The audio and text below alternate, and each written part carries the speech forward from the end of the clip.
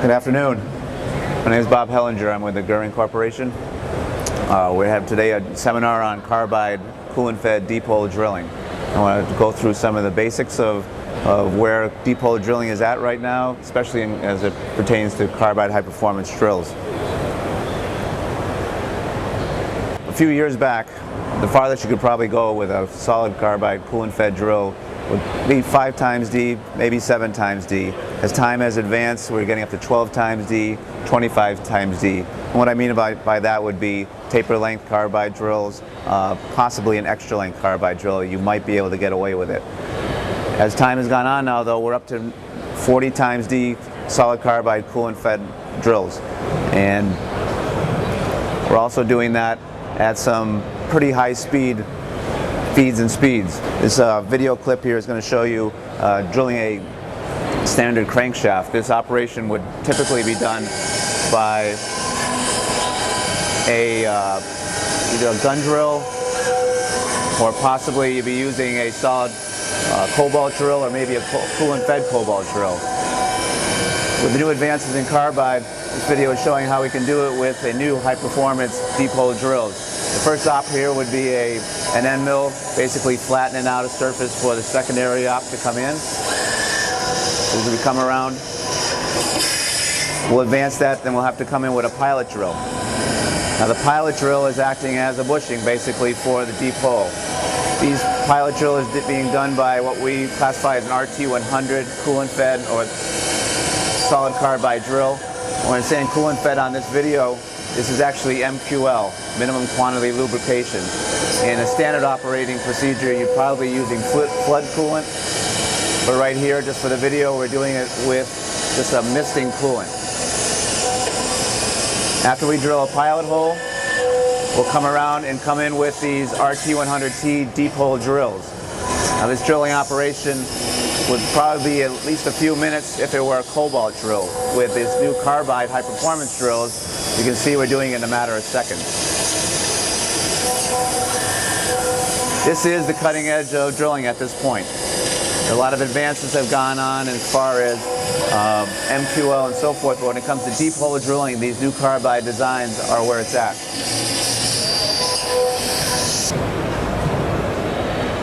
So, what makes the drill work? First of all, we have sub-micron grain carbide. We have a highly polished flute design, double margin flute, and also these happen to be TiLN coated as far as the tip design. We make them as specials in a variety of lengths, but our standard product range right now goes from 20 times D up to 40 times D. And we also go in a diameter range from 3 millimeters all the way up to over 1.5 inches. So, excuse me, 1/2 inch. So, why would we want to use these high-performance drills? If you take a look at a standard drilling operation, would say a type N drill. Type N would be the helix you would see on maybe a drill that you would get at Home Depot or something, a standard jobber's drill. If you were drilling deep with a drill like that, you could maybe drill 5 times the diameter before you'd have to retract. In other words, the drill would fill up with chips, you'd have to retract, pull it out, evacuate the chips. Then you go another maybe diameter and a half, you do some type of a peck cycle, drilling in, out, clear the chips, in, clear the chips, and so forth. It's time consuming. If you want to step it up, you would go to a GT or a parabolic flute design, a more wide open flute design.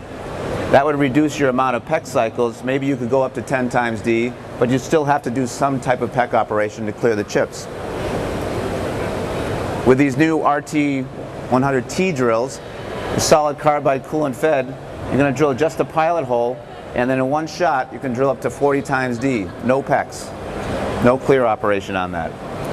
Now how does that work? Well, first of all, let's take a look at the fluting. This would be a profile of a drill if you cross-sectioned a drill, and we took a look at a standard drill would be this dotted line. That would be a type N profile. You see, we contrast that with a parabolic design, which is the profile in yellow. You have much more flute space when you're talking about a parabolic design. Also with a parabolic design, I want you to notice that the actual web thickness of the core of that drill is actually thicker with a parabolic design than with a type N. So even though you've got more flute space, you would think you might have a weaker drill. You actually have a stronger drill because you have a much greater core to that. The RT100T drill uses that parabolic profile, but also in a coolant-fed design. So it's a little bit of an alteration to it. And we also want to take a look here at the margin design.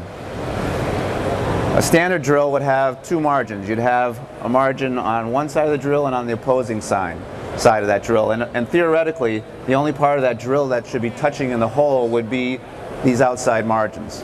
Okay? On a double margin design, what we do is we put a secondary margin behind the primary on both sides of that drill. What that does is add to stability in the cut. So when you're in the cut, instead of having two bearing surfaces, we actually have four. It also improves surface quality in that when the cutting lip comes around, this margin will sweep the drill. The second margin will come around and follow it and give you a nice clean hole, and that helps in deep hole designs. On these T-drills, we do something a little bit unique in that we have a double margin design, but only about 100 millimeters back. And after that, we have a transition zone where we go from a double margin design to a full cylindrical grind. Okay, so what we're doing here is eliminating the margins, so where you don't need to have any contact and what you don't want to have contact in the hole, we've eliminated any possibility of that by eliminating the margins on the drill. Another thing we want to take a look at, and what's unique about these drills, is the web design. On a conventional drill, you'd have an increasing web taper. So in other words, the web design, or the core of the drill, is actually thicker in the back than it is in the front. And that's standard on any drill that you get, whether it be from one manufacturer to another, if it's a conventional design. And what happens with that, if you take a look at a cross-section, we cross-section this drill, you see that in the front we have a thinner web than we have in the back of that. Basically, it makes for a nice stable drill. The problem you have is when you're drilling a deep hole, as far as chip space goes, you have a lot more chip space in the front here, but once you get deep in that cut, so say you're drilling down, as you get deeper into the cut, you are now losing chip space here. Okay? Another thing you got to look about is regrinds also. When you want to regrind that drill, if you regrind to here, you're going to have some kind of a chisel edge. Okay, as you regrind the drill farther back, that chisel edge expands. Well, that does no cutting whatsoever, so you're going to need to thin that out. All right? So with chip space and also web thickness is an issue when you're talking about a conventional fluting. With a parabolic drill, when we talked about the one that eliminated the need for PEX, a parabolic drill will have a constant web or parallel web design. So what happens here is your chip space in the front is going to be equal in the back. So when you get deep in the hole, you got as much space for that chip to evacuate in the rear as you had in the forward part of that drill. And also in regrinds, now if you regrind back, you don't have to worry about web thinning because you have the same core or web design. Let's contrast that with now the new T-drill design. This is what is a little bit unique about these drills and why they work, is you have something called reverse web taper. So with reverse web taper, we have that constant web design here, but actually the front of the design, we have an increased web. Okay, so it's actually thicker here. So instead of having an increased web or a parallel web, we have a larger web, and then we cut down to a smaller web design. Well, why do that? Well, first, this is where the chip is being created up front here. So as the chip is curling, and you create a chip in this zone here, it's going to be a smaller curl of a chip. As it evacuates and heads into this zone, now it has more room to evacuate all the way out of the drill. So you're creating the chip up here in the heavier web and evacuate it in the smaller web. Okay.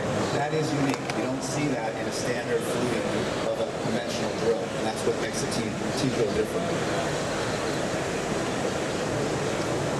If you're going to apply these drills, you have to know something about how that's done. First of all, these drills will require a pilot drill, a pilot hole. And you have to drill about 1 to 2 diameters deep. And what you would use is a standard RT style drill in. And to give it almost a bushing. You'll come in with the T-drill, and it says 300 RPM, 20 inches a minute. If it's 250 RPMs or it's 18 inches a minute, it doesn't make a difference. The point is, you have to slowly bring it in before we engage the hole. So we don't want to clip the outside of that hole. If it is going at full power, and any kind of wobble in that, it'll clip the hole before it enters. So you want to enter at a slower, reduced feed rate. Once we get into the hole, that's when we're going to turn on the coolant pressure, okay? And you're going to increase your RPMs to maximum value, and also your feed rate. And this is going to be no peck, one shot, in and out. When I talked about that pilot drill, what we're doing here is we're using an RT style drill. We're going to use an RT100 drill. That drill has an M tolerance on the OD of that drill, okay? And what an M tolerance is, and you see here an example of a 3 to 6 millimeter drill, it's going to have a plus tolerance. So in other words, you're going to have that diameter, say it's 3 millimeters, it's going to be slightly oversized, okay? You're going to lead with that pilot tool. And after that, you're going to come in with the RT100T, which has an H tolerance to the diameter. That H tolerance is a 0 minus tolerance. Okay? So if you're going to pilot, all you have to do is take one of these drills, and I don't care what style drill it is from us, you're going to have a 5 millimeter drill, and you're going to follow with a 5 millimeter drill. It's pretty easy, pretty simple. You don't have to do any calculations. It's just talking about the tolerance on the OD of that drill.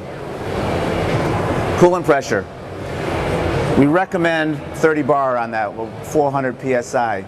In reality, our people are out there running it at 200 psi without a problem, okay? But the people in R&D always like to go on the top end of it, so we're saying 400 psi.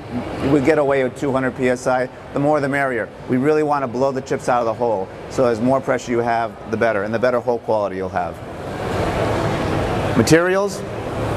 So one of our speed and feed charts on here, you'll see it's recommended for a broad range of materials. The ones we don't recommend at this point would be a titanium material, which tends to collapse on itself, so you don't want to have that.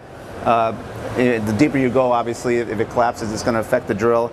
And we also say aluminum, but the original design, we said we couldn't do it in aluminum. Our people are in the field right now running in aluminum, and they're successfully doing it.